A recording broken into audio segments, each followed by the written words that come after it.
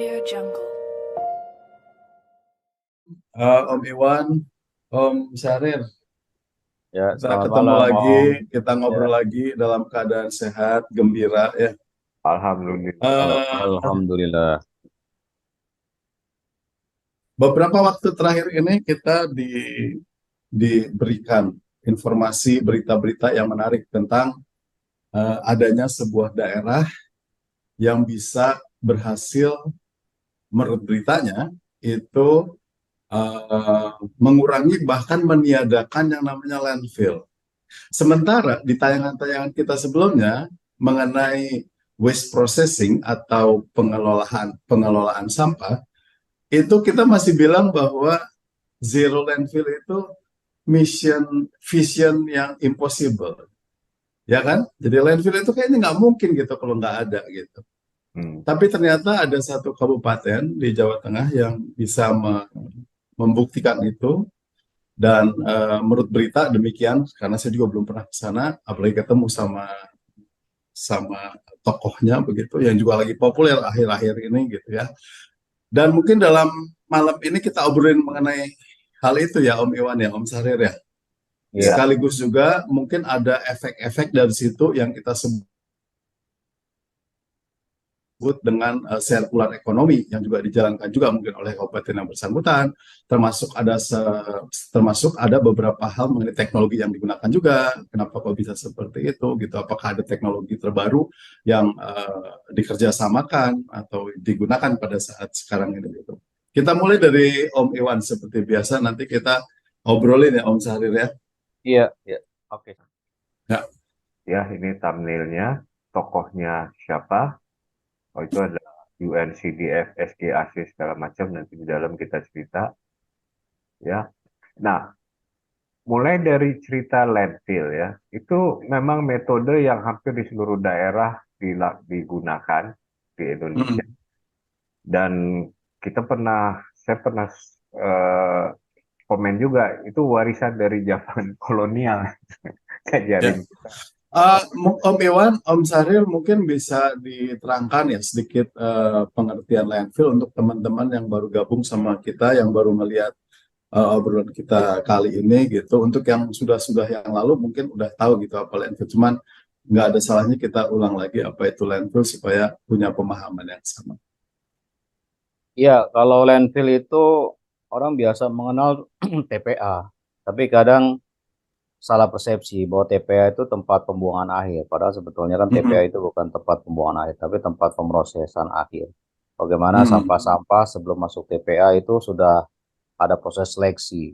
Nah, TPA Mm-mm. itulah akhir dari pemrosesan supaya timbulan sampahnya sudah bisa diurai atau bisa dikurangi gitu lah. Mm-mm.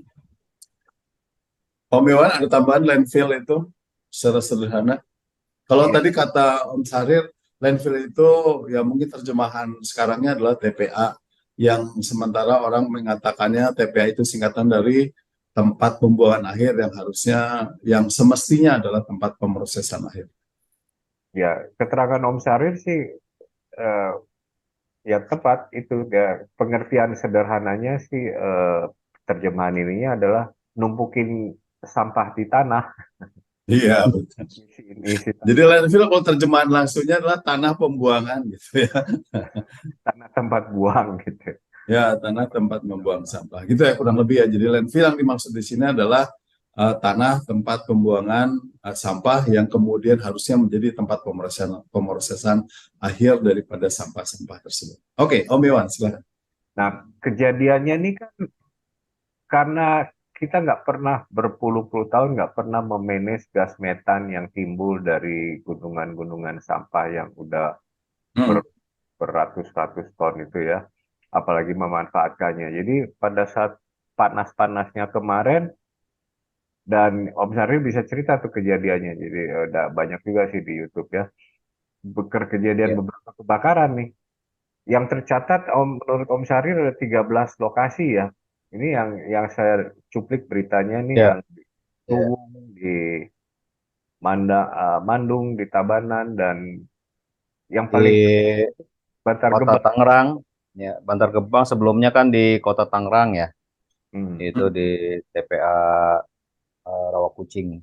Ya, lumayan lama itu kebakarannya. Hmm. Nah, kemudian, nah kita refresh yang Kan, kita. sorry, kenapa terjadi kebakaran, Om Saris? Hmm.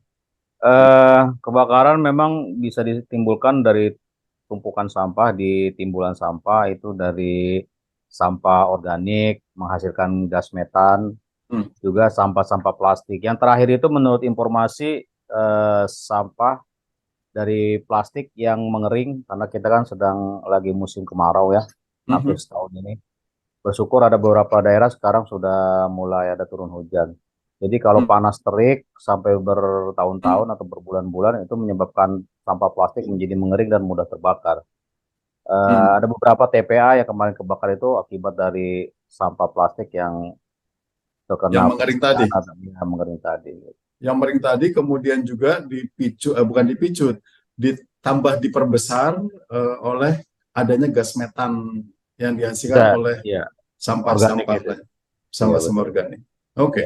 Api pemicunya jadi sinar matahari sendiri ya, kemudian apinya digedein oleh gas metan gitu ya. Benar, benar. Bisa bisa jadi itu ya. Karena ada beberapa TPA yang terbakar itu sedang proses investigasi sih. Mungkin nanti kita bisa lihat di informasi di beberapa media Ya, nanti. sebaiknya memang. Nah, di SQL Waste Processing kita kan yang semenjak yang kita ada narasumber yang lagi menempuh S2 di Jerman, kita belajar nih teorinya dia nih, bisa diproses untuk apa aja ya sampah nih yang dari, dan di tayangan 2 kita angkat lagi hal yang sama tapi kita kaitkan dengan stakeholder, pihak-pihak yang terlibat dalam supply chain sampah di Indonesia ya. Dan mulai ada kita angkat, ya ini yang terutama yang sampah plastik ya. Mulai kita angkat beberapa TPA TPST yang memproses, jadi RDF waktu itu ya. Nah, Hmm. kemudian kita yang tiga-tiga ada contoh yang PLTSA. Nah, kemudian kita mempertanyakan, apakah menggunakan teknologi ramah lingkungan, tapi pada saat wawancara Bapak dari KLHK dia bilang iya kita pakai teknologi yang nggak ECC. Nah, kita juga angkat mengenai sebetulnya best practice di tingkat kelurahan ya dari Pak Wahyu Agoro ini di Panggung Harjo ya di Ya, Jogja. Kabupaten Bantul. Kemudian kita ada juga khusus tentang landfill. Di sini kita bahas sejarahnya, sejarah Hmm. landfill itu. Nah, kemudian, nah, tokoh yang viral ini banyak yang share ini adalah, Insinyur Ahmad Hussein, Bupati Banyumas ya. Jadi viralnya kenapa? Karena dia jadi tuan rumah dari Smart Cities Green ASEAN Smart Green ASEAN Cities yang diinisiasi oleh United Nations Capital Development Fund. Jadi badan di bawah PBB. Kemudian suruh beberapa Apa negara, itu Om bahasa Indonesianya kira-kira Om SGAC itu? kota hijau yang Cerdas. pintas, pintar ya, apa? Ya, Kota kota smart, pintar ya. kota Kota pintar. pintar yang berbasis hijau. Ya, mungkin Heeh. disebut smartnya atau pintarnya itu karena udah menggunakan, itu ya, apa,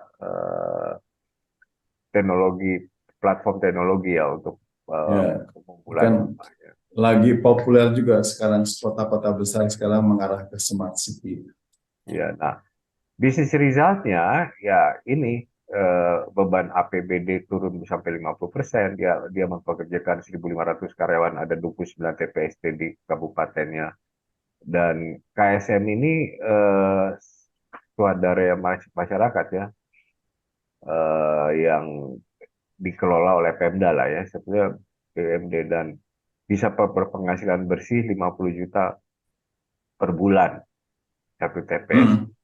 Dan ini juga nggak banyak tokoh di Indonesia yang masuk di Wikipedia. Tokoh ini masuk di Wikipedia, tanggal kelahirannya tahun 59 dan dia mulai karirnya dari Bupati Banyumas dan, tahun 2013 sampai hari ini udah 2 periode jadi Bupati Banyumas ya. Nah, Jadi viralnya nih karena dia berhasil meniadakan landfill kan. Nah, yang kita anggap dulu Vision Impossible ternyata possible ya. Dan sampai berani ngundang beberapa tamu dari ASEAN kan berarti dia harus bisa membuktikan dia nggak punya landfill di situ ya. Iya. Kemudian Makanya makanya datanya nanti akan dilihat tahun depan. Karena kalau berdasarkan data dari Kemen LHK di SIPSN kan ternyata beberapa TPA juga masih ada timbulan sampah ini. Kalau saya lihat data di 2022 kan di Hmm. SIPSN ini Banyumas masih ada timbulan sampah di beberapa TPA masih ada ya sampai tahun 2022 2022. ya. Di Iya, 2023 kita harus lihat datanya ya, benar nggak dia iya. benar-benar menghasilkan. Itu 195.000 ton untuk tahun Apanya 2022. Om?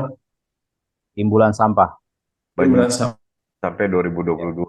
sampah. iya, Kalau penghitungan timbunan sampah itu berarti di TPA-nya tadi ya Om ya? iya. Betul, betul. Datanya dikolek dari beberapa TPA dan juga mungkin ada TPA-TPA tempat yang apa namanya di luar TPA itu data yang masuk nanti dikalkulasi baru dimasukkan Hmm. ke sistem informasi penanganan sampah nasional ya. Oh, Ya, Hmm. ngeceknya data kabupaten ya, Kabupaten Banyumas ya. Jadi nggak kecampur sama Kota Madia ya. Kota Madia kan di luar. Kalau kalau lihat di websitenya itu kan data SIPSN jelas tuh seluruh Indonesia kita bisa bisa breakdown per apa namanya per Per daerah tingkat. provinsi. Ya, per provinsi nanti keluar beberapa kabupaten kota, per nasional bisa Ya. dilihat beberapa provinsi gitu. Nah, di situ terjelas apa jelas datanya sih. Ya, tinggal dikonfirmasi kepada yang membuat atau mengeluarkan data. Dan Ya, kita tapi rasanya Kabupaten Banyumas ini tidak seperti Bandung yang ada Kabupaten Bandung dan Kota Madya Bandung. Itu maksud Eh Om Iwan kan? Yang ya, takutnya kecampur antara itu kan? Tapi kalau kayaknya kalau kalau datanya ini kabupaten, Kabupaten Banyumas, ada kota. Kabupaten Banyumas ini ya Kabupaten Banyumas, nggak ada Kota Madyanya. oh dia Iya, memang nggak ada Kota Madia ya. Jadi Kota iya. Banyumas sendiri masuk di kabupaten. Oke. Ya. Oke, nah kemudian operationnya ya, jadi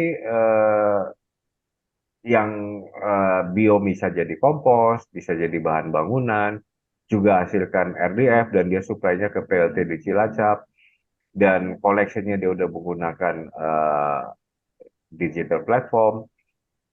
Ya, Learningnya terus kalau BUMD ternyata bisa cukup efisien dan profitable, menyerap tenaga kerja dan transfer knowledge ya. Berarti kan ya ini kan menggunakan teknologi juga kan. Jadi dan masyarakatnya pun jadi lebih cerdas gitu, udah gunakan digital platform untuk bisa dipungut sampahnya. Ya ini learningnya ya dan bisa jadi best practice ya kalau memang dia ya kalau sampai berani menjadi tuan rumah beberapa negara ASEAN sih, mestinya dia bisa membuktikan itu ya. Jadi nggak main-main yang meninjau nih. Nah, khusus mengenai RDF sendiri, sebetulnya RDF maupun sebentar Om, balik lagi Om, balik lagi Om. Mhm. Kalau kita lihat dari halaman ini, sebenarnya yang dia lakukan kan sama dengan orang-orang lain lakukan, dengan daerah-daerah lain lakukan sama kan, misalkan semua sampah termanfaatkan menjadi kompos. Ini sudah dasar banget gitu. Hmm. Ini pengetahuan dasar yang sudah sering kita obrolin juga dan banyak juga contohnya gitu. Tapi Hmm. apa yang membuat Kabupaten Banyumas ini berhasil sehingga menjadi zero landfill? Kan ada beberapa tempat juga yang menjalankan hal ini, tetapi tidak bisa menjadi zero landfill, ya Kuncinya kan? Berarti tagline yang di atas ini, semua sampah termanfaatkan. Jadi apapun bisa jadi kompos, bahan bangunan, ya jadi ya, RDF, jadi semua. Jadi nggak ada yang tersisa. Itulah yang membuat dia jadi nggak punya landfill. Itu. Jadi hmm, kalau tahu banyak daerah sudah melakukannya, jadi kompos, jadi ini segala macam. Kebanyakan masih ada landfill gitu, masih ada yang tersisa, masih dan cukup banyak gitu yang menumpuk. Ini kan dia bisa memanfaatkan 100%, berarti kan eh, bagus pemilahan dan pemanfaatannya gitu kan. Jadi dia kalau dilihat organisasinya 1.500 orang dipekerjakan di sekian TPS, Hmm. kan berarti total gitu, Ya, total menurut saya lebih kepada totalitasnya gitu. Eh, totalitasnya. Sangat serius menjalankannya. Begitu dia pengen zero landfill, beliau ingin zero landfill, ya betul-betul zero landfill gitu. Nggak disisain sedikit pun. Kalau Hmm. yang lain-lain mungkin ya, mungkin masih ya udah deh masih ada sedikit nggak apa-apa. Yang penting sudah terkurangi. Mungkin seperti itu ya.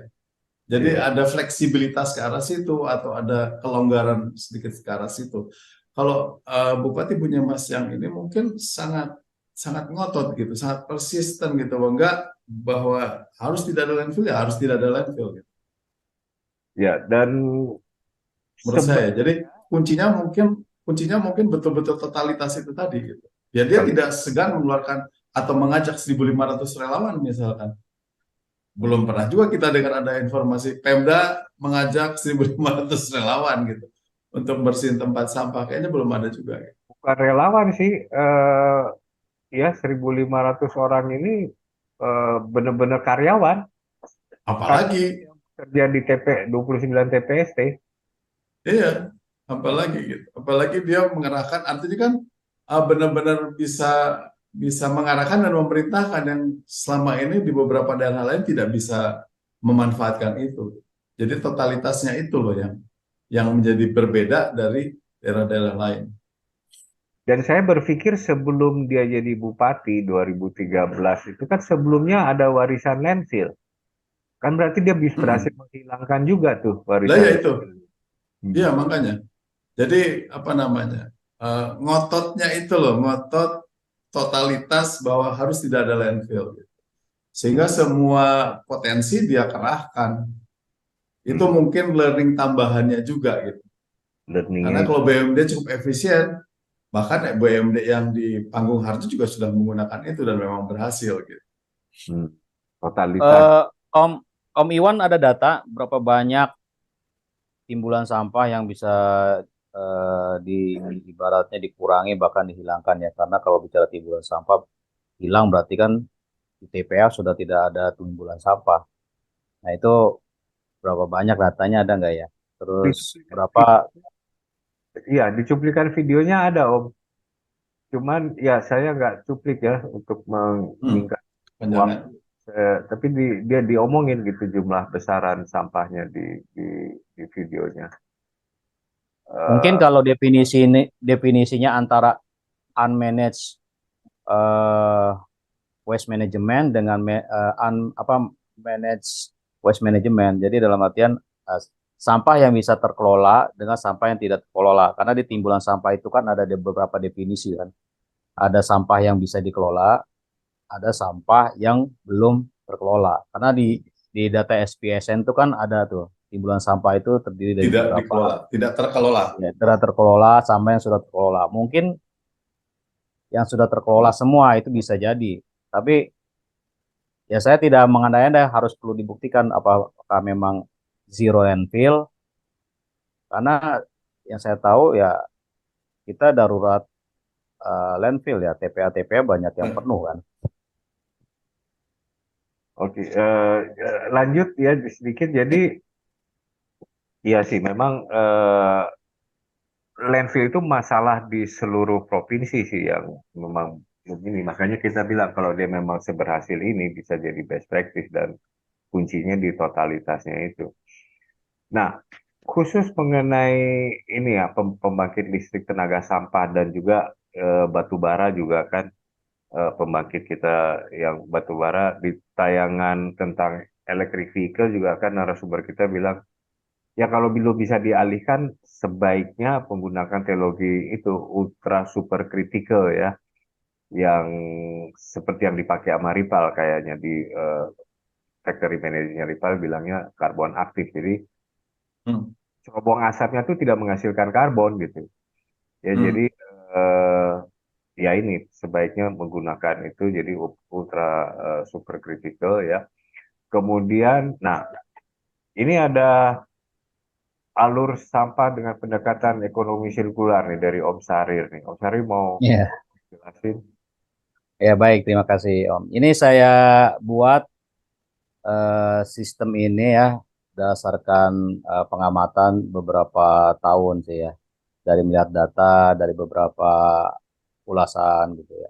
Sebelum saya tahu ternyata ada di kabupaten yang sudah menjalankan hampir mirip gitu ya. Jadi konsepnya ini kan dari tempat pemukiman warga sama di beberapa sektor bisnis kan tuh dibuat jadi dua ya. Nah masing-masing itu sampahnya sudah terkelola dari mulai Hmm. organik sama yang anorganik, plastik juga sampah-sampah bekas makanan atau sisa-sisa hasil dari produksi makanan yang tidak bisa terjual ya. Itu masing-masing sudah diserap. Jadi kalau sampahnya itu kalau di pemukiman itu ada bank sampah, terus ada TPS T3R, di apa namanya di sektor bisnis juga sudah bekerja sama dengan Dinas Lingkungan Hidup dan juga beberapa perusahaan swasta yang mengelola pengelolaan sampah. Nah, masing-masing itu sudah terdistribusi gitu Om ya. Jadi setelah sampai ke landfill itu ya hampir dikatakan tidak ada lagi sampah yang tidak terkelola, sampah semua terkelola.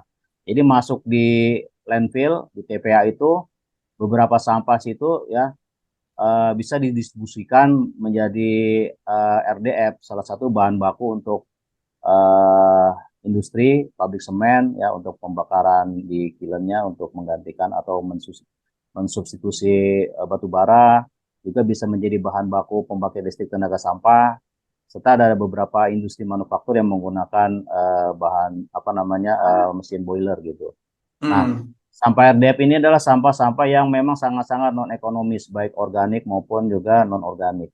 Nah, diolah untuk dijadikan bahan baku eh, utama atau pengganti dari perusahaan-perusahaan semen, PLTSA serta industri manufaktur.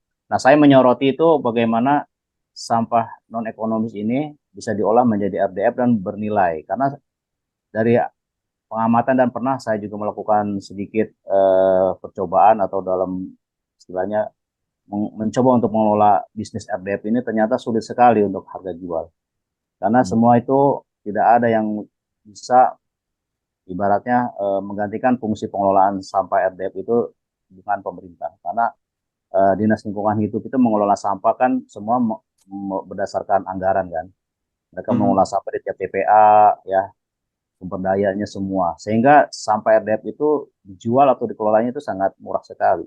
Sehingga kalau kita swasta mencoba mengelola sampah eh, non ekonomis itu diolah untuk menjadi RDF sangat-sangat tidak bisa.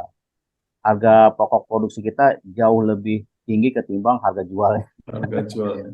Sehingga itu nonsen lah, ini kita sebagai swasta gitu bisa bergerak untuk membantu pemerintah mengelola sampah non ekonomis ya untuk dijadikan RDF. Jadi Hmm.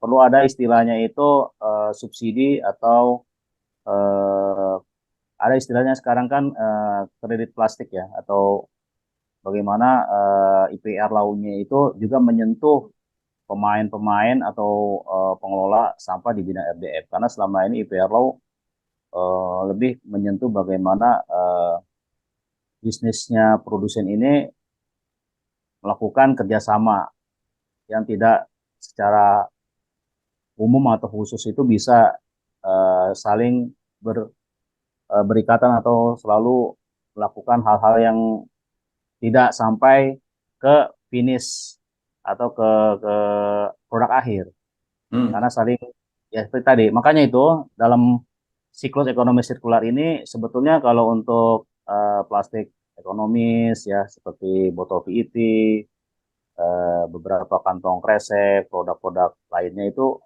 sudah terserap di beberapa apa namanya eh, siklus ya, flow yang saya jabarkan ini. Saya fokus bagaimana sampah-sampah non ekonomis terutama untuk yang plastik, multi layer plastik ini bisa terkelola. Ya, ada yang bilang sampah sudah terkelola, tapi ternyata kan timbulan sampahnya juga makin tinggi. Nah, itu Ya. mungkin nanti perlu di breakdown berapa banyak yang tidak terkelola dan berapa banyak yang sudah terkelola. Kalau lihat data memang sampah terkelolanya sudah bagus. Ya. Tapi kenapa timbulan sampahnya makin naik? Nah, itu kan ada beberapa kebocoran yang Ya. tidak bisa berjalan dengan baik. Nah, jadi konsepnya seperti itu, sudah ada yang menjalankan, tapi tidak secara general atau tidak secara khusus bagaimana semua sistem itu bisa berjalan. Nah, ini Ya.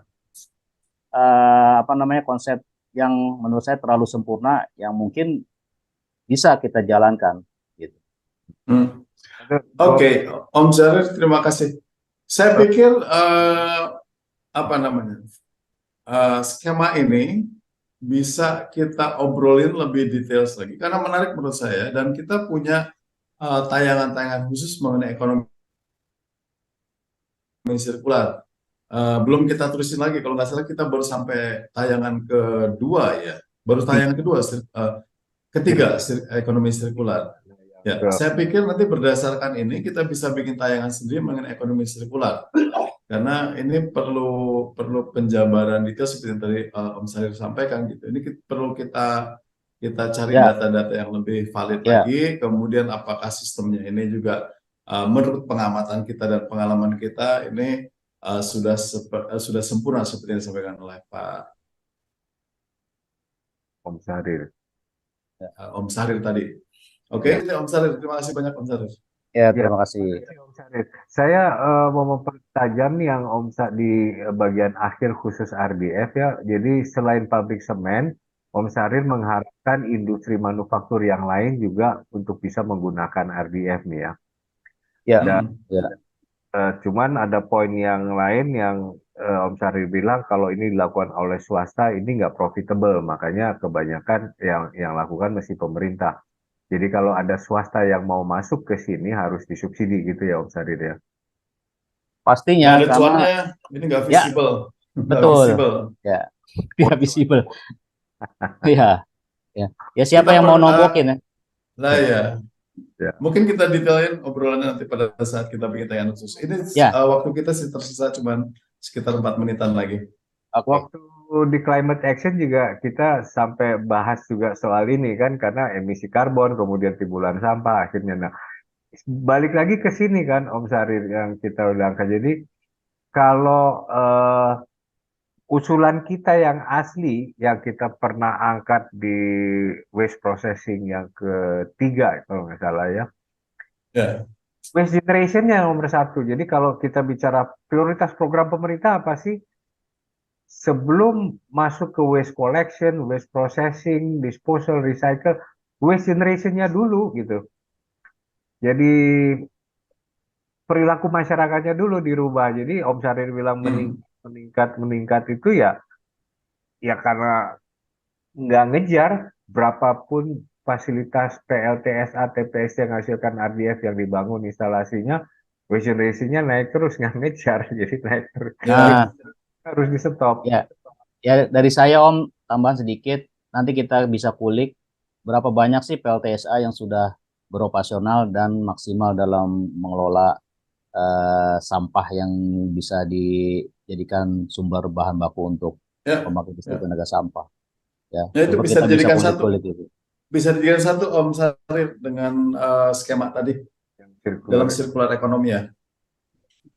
Nah, kemudian pemusnahan sampah segala macam ya ini yang prioritas berikutnya ya menurut kita yang terjadi. Yang terakhir industri recycle. Kita tuh udah jauh ngebahasnya sampai ada teknologi monomer yang bisa blending lebih sempurna gitu ya untuk Ya. mencampur. Om Iwan ingat nggak ini kita tayangkan di bulan apa? Tahun berapa?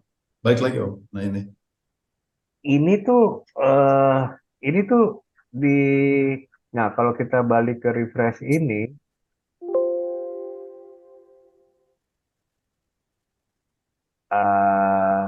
itu bulan apa ya? WP2, WP3 itu Nggak ada tulisan ya. awal tahun. Nggak. Kalau ya mungkin atau kita bisa bilang lah 10 bulan yang lalu kita sudah rekomendasikan itu, obrolan kita sudah rekomendasikan itu gitu.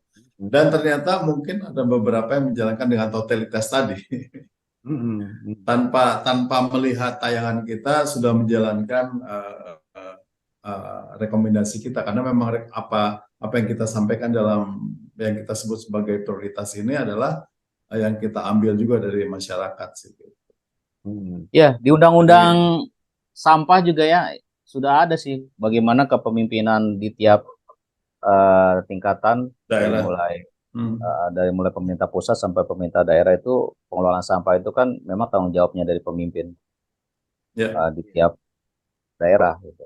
Oh ya, dari Pemda jadi. Nah, waktu landfill kita di bagian akhir waktu tayangan landfill itu kita cuplik apa yang dilakukan di Jerman, ada beberapa hal. Salah satu yang saya ingat khusus mengenai sampah plastik dan multilayer nih ya. Sekarang kita solusinya multilayer jadi RDF kalau susah di recycle. Tapi bagaimana multilayer itu bisa berkurang? Dibatasi. Jadi si produsen dibatasi jumlah kemasan yang dia boleh produksi dalam 1 tahun. Nah, kalau dia mau naikin penjualannya, gimana caranya kalau jumlah kemasannya dibatasi? Itu akan memicu naked store, toko-toko refill. Makanya di Eropa bermuncullah naked store. Ini salah satu juga yang sebetulnya by undang-undang si Jerman itu mengunci si produsen, sehingga larinya ke naked store. Mau nggak mau si produsen invest bikin naked store gitu. Itu salah satu yang mungkin di IPR law kita perlu dipertimbangkan aspek ini gitu. Ini jadi kalau tadi kita bilang perubahan perilaku konsumen yang prioritas, ini perubahan perilaku produsen juga di drive gitu ya. Dia mengurangi kemasannya dengan bikin invest di refill store gitu. Ya itu sih. Jadi kita ngomongin zero landfill, yang akan kita bahas kemudian adalah yang kita sudah kasih rekomendasi adalah awalnya dulu yang kita harus sentuh dulu juga gitu ya, harus kita beresin juga mindsetnya, pemahamannya tentang ini semua. Kemudian tidak hanya masyarakatnya juga yang harus kita sentuh, tapi juga produsen sebagai penghasil kemasan-kemasan plastik. Oke, menarik, dan mungkin kita lanjutkan di tayangan berikutnya, di obrolan-obrolan berikutnya, karena nggak cukup nih kalau kita mau ngomongin terus, ini bisa sampai subuh ini kita cukupkan sampai sini dulu. Kita obrolan kita tentang zero landfill dengan memunculkan tokoh Bupati Banyumas. Mudah-mudahan ini juga bisa menjadi pembelajaran untuk bukan pembelajaran, mudah-mudahan ini bisa menjadi contoh bagi pemda-pemda yang lainnya dalam mengelola sampah tersebut. Dan berikutnya untuk obrolan yang akan datang yang waktu dekat ini apa, Om Iwan? Tentang plastik. Ini plastik udah sampai seri ke-7. Jadi, nah di sini ya saya kebetulan kemarin baru ikut webinar, tapi yang sebelumnya lagi waktu Oktober itu kan ada workshop yang memang diajak sama Om Syahrir ya. Ada beberapa pembelajaran dari situ yang kita mau angkat untuk menambah wawasan nih teman-teman Sapot. Jadi ya itu apa yang sedang terjadi sih, itu kita nanti mau share di sini gitu. Dan sebetulnya ya di drive untuk apa kita ini di seluruh dunia ini, dan badan-badan dunia apa saja yang terlibat menentukan policy dan sikap dunia terhadap plastik. Jangan dibocorin sekarang, Om. Iya. Ya, kita obrolan di obrolan berikutnya, di tayangan berikutnya. Oke. Gitu, Om Iwan. Terima kasih banyak, Om Iwan. Terima kasih banyak, Om Syahrir. Oke, terima kasih. Selamat malam mingguan. Salam juga. Saya buat semua keluarga. Bye. Meu amor, juro por Deus que a luz dos olhos teus já não pode esperar. Quero a luz dos olhos meus na luz dos olhos teus sem mais larará. Pela luz dos olhos teus eu acho meu amor que só se pode achar. E a luz dos olhos teus precisa se casar.